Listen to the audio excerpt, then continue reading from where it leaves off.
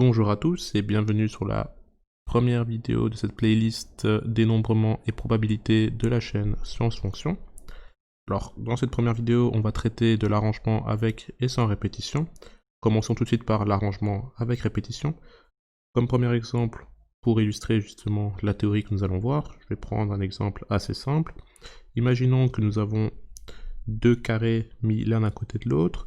Nous avons deux couleurs, donc le rouge et le bleu. Et la question est, de combien de manières je peux colorier ces deux carrés? Alors je vous ai illustré directement la réponse au-dessus. On pourrait avoir comme possibilité de colorier les deux carrés en rouge. On pourrait avoir de colorier le premier en rouge, le deuxième en bleu. On pourrait avoir comme troisième possibilité de colorier les deux en bleu. Et on pourrait avoir comme quatrième et dernière possibilité de colorier le premier en bleu et le deuxième en rouge. Ok, donc on voit bien qu'au total, on a 4 possibilités. Comment est-ce que je pourrais trouver ces possibilités par calcul?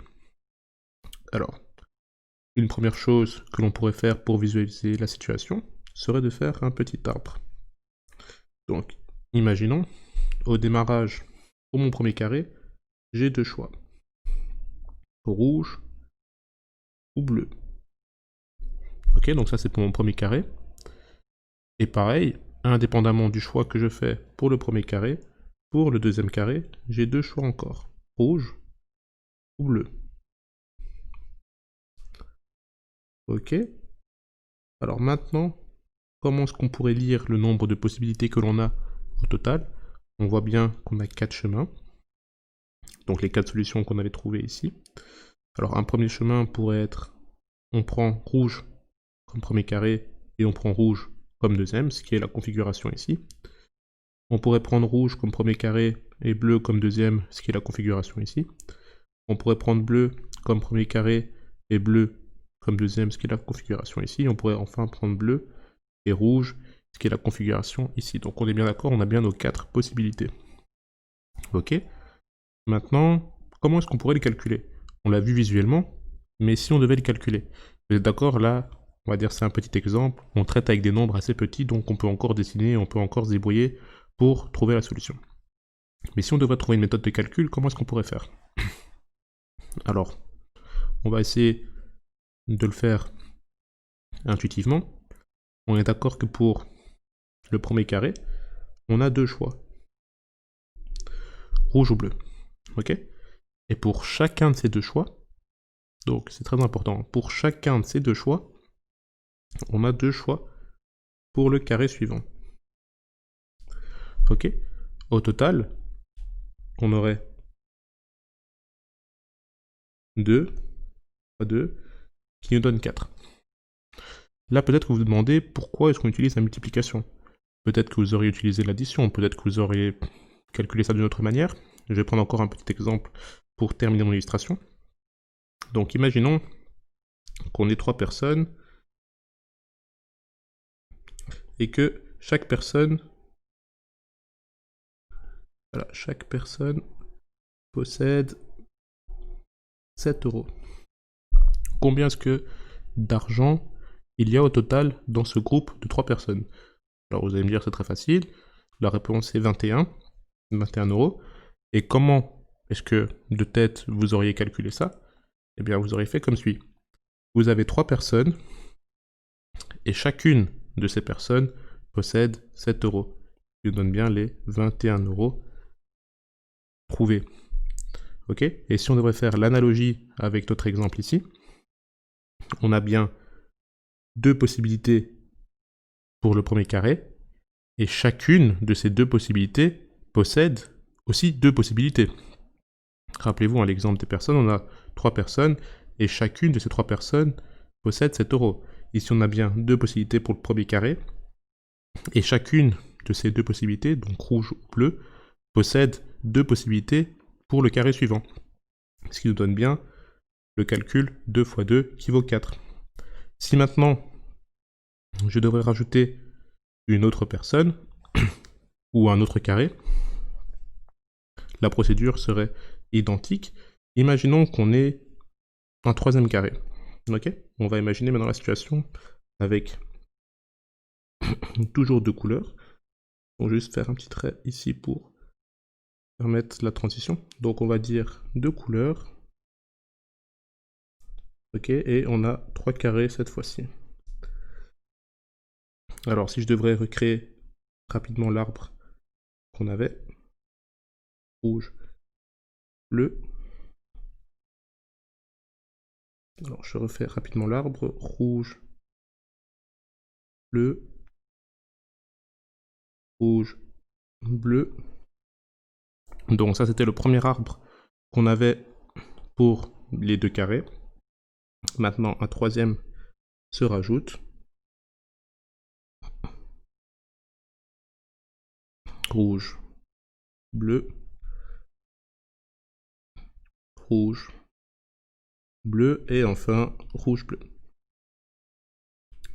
Ok.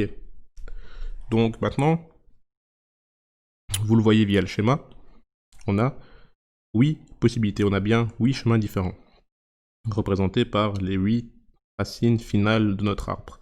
Donc on pourrait faire comme premier choix rouge pour le premier carré, rouge pour le deuxième, rouge pour le troisième. On pourrait faire rouge pour le premier, bleu pour le deuxième, rouge pour le troisième. Enfin voilà, vous pouvez le constater par vous-même, vous pouvez faire le chemin que vous voulez. Ici on a bien 8 chemins possibles. Mathématiquement, comment est-ce qu'on pourrait trouver ces 8 chemins? Rappelez-vous, on avait trouvé à l'exemple précédent, donc qui était l'exemple avec 2 carrés, qu'on avait 4 possibilités pour ces 2 carrés. Ok, on avait bien 4 possibilités de colorier nos 2 carrés. Pour ces 4 possibilités, on rajoute un troisième carré. Et donc pour chacune de ces 4 possibilités, on a 2 possibilités supplémentaires pour le troisième carré. Donc si on regarde chacune de nos 4 possibilités qu'on avait pour les 2 carrés, on a à chaque fois 2 possibilités pour chacune de ces 4 chemins qu'on avait pour 2 carrés. Et donc si on devrait retranscrire cela mathématiquement, alors par calcul, on avait 4 possibilités pour les 2 carrés, et chacune de ces 4 possibilités possède 2 possibilités pour le troisième carré, ce qui nous donne bien 8.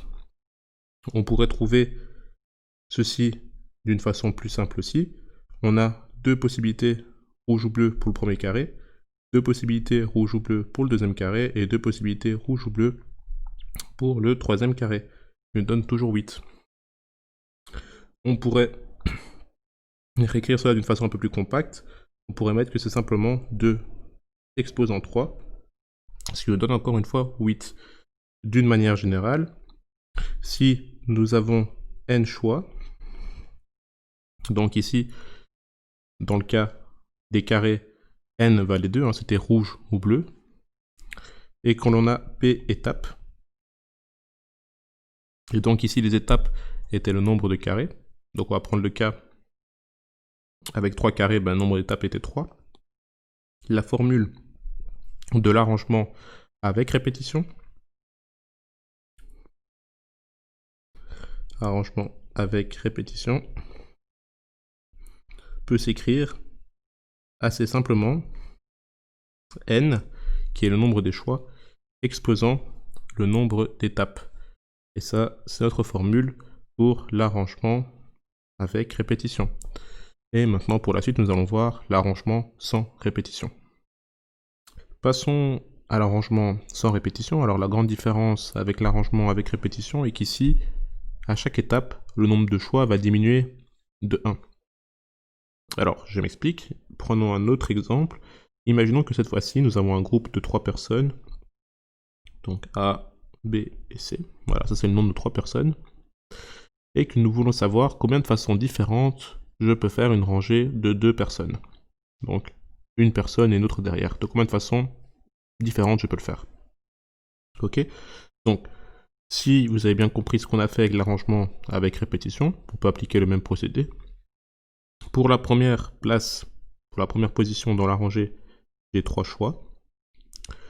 Et pour la deuxième position, j'en ai 2. Ce qui me donne comme total 6. Ok? Alors ici, une chose à faire attention, Pour l'arrangement avec répétition, j'avais pas de condition sur le nombre de choix et le nombre d'étapes. Ici, j'ai une condition. Alors, si on appelle n le nombre de choix et p le nombre d'étapes, comme précédemment,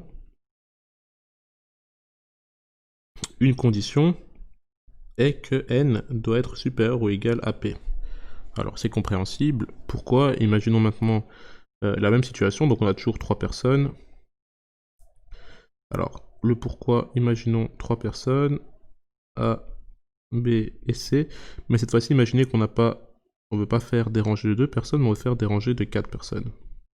Alors, il y a un problème, pourquoi? Parce que pour la première place, on aura 3 possibilités, pour la deuxième, on en aura 2, pour la troisième, on en aura une, hein, c'est la dernière personne qui reste, et pour la quatrième, il ne nous reste plus personne.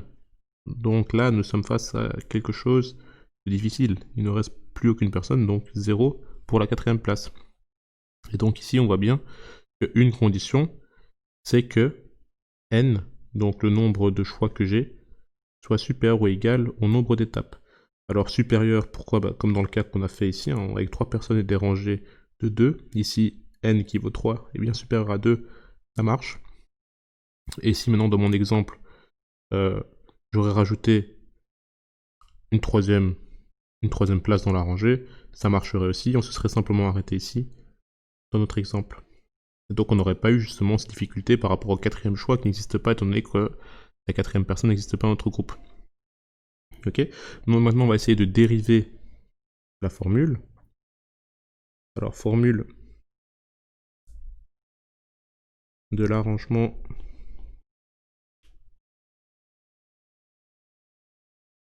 sans répétition.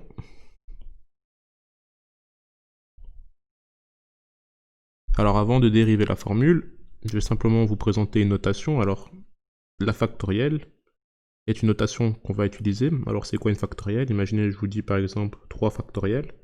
Eh bien c'est égal à 3 fois 2 fois 1. Si je vous dis par exemple 5 factoriel, eh bien ce serait égal à 5 fois 4 fois 3 fois 2 fois 1. Du coup, si on peut résumer, en fait la factorielle commence au nombre que vous donnez et vous faites des multiplications successives jusqu'à arriver à 1 en soustrayant à chaque fois 1 à une étape. Ici on passe bien de 5 à 4, de 4 à 3, de 3 à 2 et de 2 à 1. Ici on passe bien de 3 à 2 à 1. Donc on soustrait 1 à chaque étape. Ça c'est la factorielle. Ok? Alors maintenant ça c'est fait. On va pouvoir dériver tranquillement donc la formule de l'arrangement sans répétition. Donc si on reprend encore la même notation, donc on a n choix, on a p étapes. On aura donc n choix pour la première place, n-1 choix pour la deuxième, n-2 pour la troisième, et on pourrait continuer comme ça jusqu'à la dernière place, qui serait n-p-1. Alors si vous ne comprenez pas pourquoi la dernière place est n-p-1, un moyen très simple de l'expliquer, c'est, vous êtes d'accord que j'avais dit qu'il y avait p étapes. Donc si vous voulez, il y a p positions, donc p, imaginez que c'est un nombre, on va prendre le cas par exemple avec, on va reprendre un exemple avec n qui vaut 5, p égale à 3. Donc on aurait 5 fois 4 fois 3. Ok. Ici, qu'est-ce qu'on voit?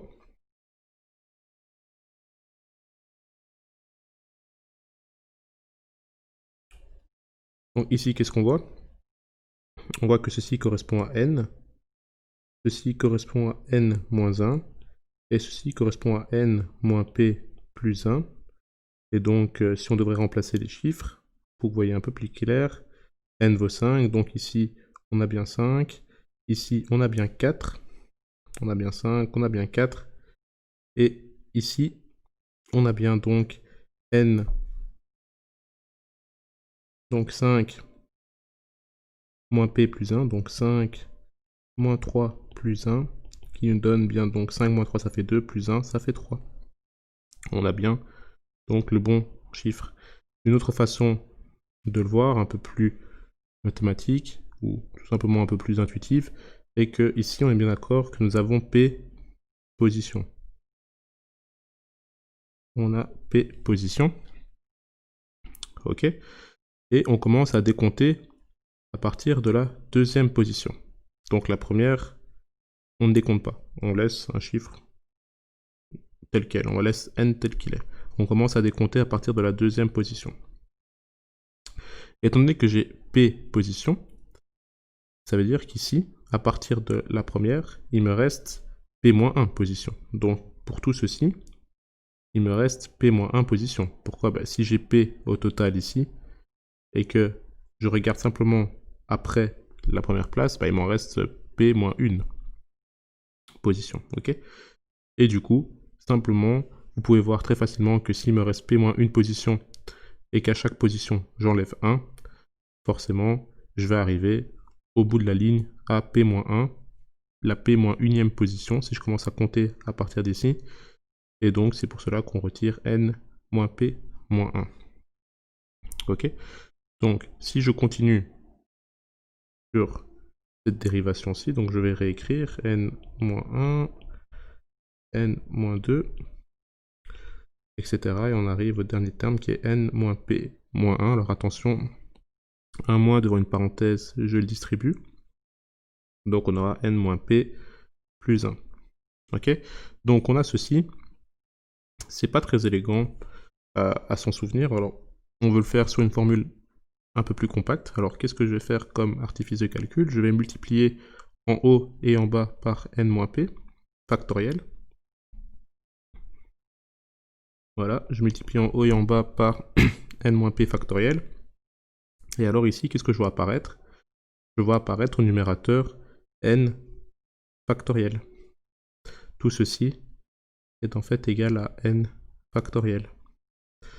Et donc je peux réécrire la formule comme N factoriel sur N-P factoriel. Alors si vous ne voyez pas pourquoi on a N factoriel au numérateur, je peux reprendre un exemple. Alors imaginez cette fois-ci N égale 7 et P égale à 2. Ok, donc si on applique la formule, on aurait 7 fois 6. Donc le 6 qui est bien égal à N moins P plus 1. Donc N moins P ça fait 5, donc 7 moins 2 ça fait 5, plus 1 on est bien à 6. Ok. Donc tout simplement, comme on a calculé tout à l'heure, j'ai 7 possibilités pour la première place et j'ai 6 possibilités pour la deuxième. Ok. Je multiplie en haut et en bas par N-P, alors j'ai le droit de le faire. J'ai le droit de le faire parce que, ayez conscience que N-P factoriel sur N-P factoriel, ce n'est rien d'autre que 1. Et multiplier une expression par 1, j'ai le droit de le faire. Alors ici, je vais simplement entourer la formule.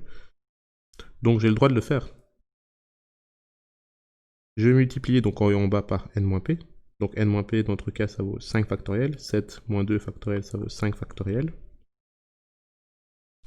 Ok. Et qu'est-ce que je constate ici? Si je développe la partie du dessus, j'aurai 7 fois 6 fois 5 factoriel. On sait que 5 factoriel, c'est 5 fois 4 fois 3 fois 2 fois 1. Et sur le bas, j'aurai toujours 5 factoriel. Ici en haut, on reconnaît 7 factoriel. Et ici en bas, on a toujours 5 factoriel.